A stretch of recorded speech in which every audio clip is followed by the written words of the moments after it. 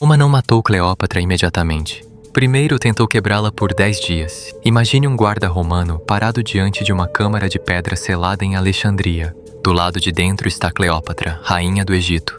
Faraó, descendente dos Ptolomeus, a última soberana de um império milenar. Ela não chora, não grita. O que se escuta são passos lentos sobre a pedra e, às vezes, sua voz murmurando como se falasse com alguém invisível, embora esteja completamente sozinha. Tudo o que se conta sobre sua morte está errado. Não houve serpente escondida em figos, nem um fim calmo e romântico.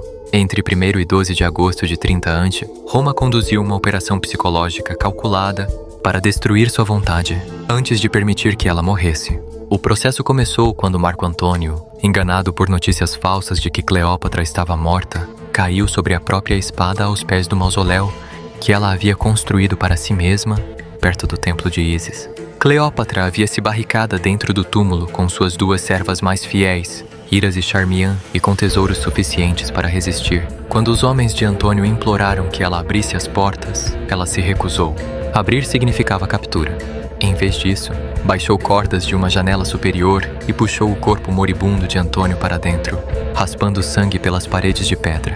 Ele morreu em seus braços. Minutos depois, os soldados de Otaviano chegaram, mas o túmulo não foi invadido à força. Um mensageiro foi enviado com palavras suaves, rendição, negociação, o futuro de seus filhos. Enquanto Cleópatra falava através de uma fenda na parede, soldados escalaram silenciosamente o edifício e entraram pela janela superior. Surpreendida, ela sacou uma adaga escondida e tentou se matar ali mesmo. Foi derrubada, desarmada e imobilizada à força. Ela gritou que jamais seria levada viva para Roma, mas as ordens eram absolutas. Cleópatra deveria permanecer viva.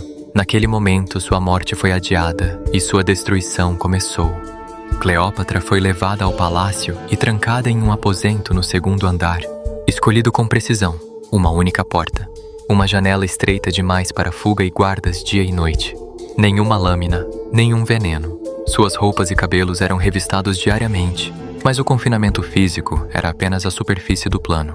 Seus 4 filhos foram separados imediatamente. Caesarion, o filho biológico de Júlio César, foi isolado primeiro. Os outros 3, ainda crianças, foram mantidos sob vigilância em alas diferentes do palácio. Cleópatra não podia vê-los, mas podia ouvi-los, risos distantes, passos infantis, sons de vida que continuava sem ela.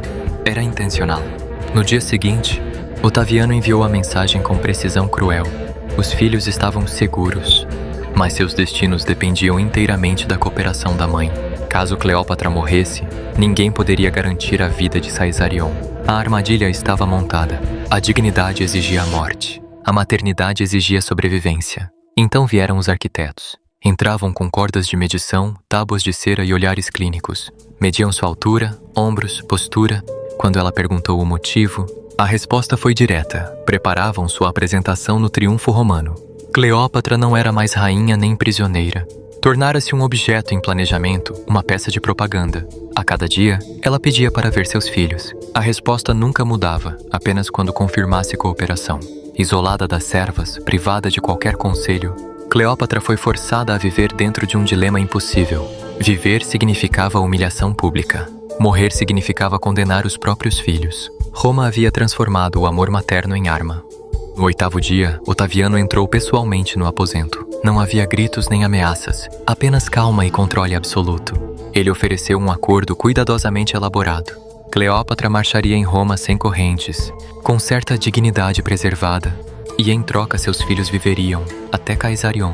Seriam criados sob proteção romana, educados, poupados. Era uma mentira elegante. Cleópatra pediu tempo para pensar. 3 dias foram concedidos, não por compaixão, mas porque Otaviano acreditava que a escolha já estava feita. Durante esse período, algo mudou. Talvez um sussurro ouvido por acaso, talvez a intuição de uma governante experiente. Cleópatra compreendeu o que Roma jamais admitiria. Caesarion nunca seria poupado. O sangue de César era perigoso demais para existir. O acordo era encenação. A escolha falsa.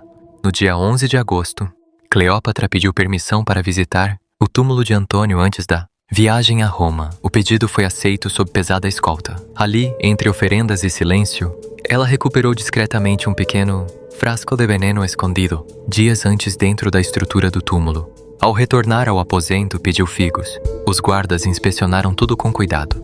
Nada suspeito. O verdadeiro instrumento já estava com ela. Aquela noite passou em silêncio absoluto. Roma acreditava ter vencido. Estava errada. Manhã de 12 de agosto de 30 a.C., o silêncio alarmou os guardas. Ao entrarem no aposento, encontraram Cleópatra morta sobre um leito dourado, vestida como rainha. Iras jazia sem vida aos seus pés. Charmian, ainda respirando, ajustava o diadema da soberana quando um soldado perguntou se aquilo havia sido bem feito. Ela respondeu: perfeitamente, digno de uma descendente de tantos reis. Em seguida morreu.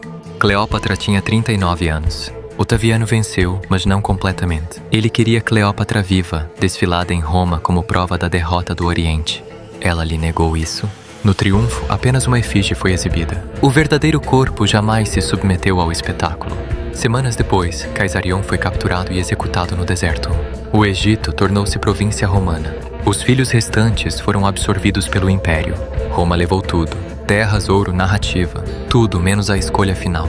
Esses 10 dias revelam o verdadeiro mecanismo do poder. Antes de destruir um inimigo, ele tenta quebrá-lo por dentro. Cleópatra perdeu o reino, os filhos e o futuro, mas manteve a única coisa que Roma não conseguiu tomar: o direito de decidir como sua história terminaria.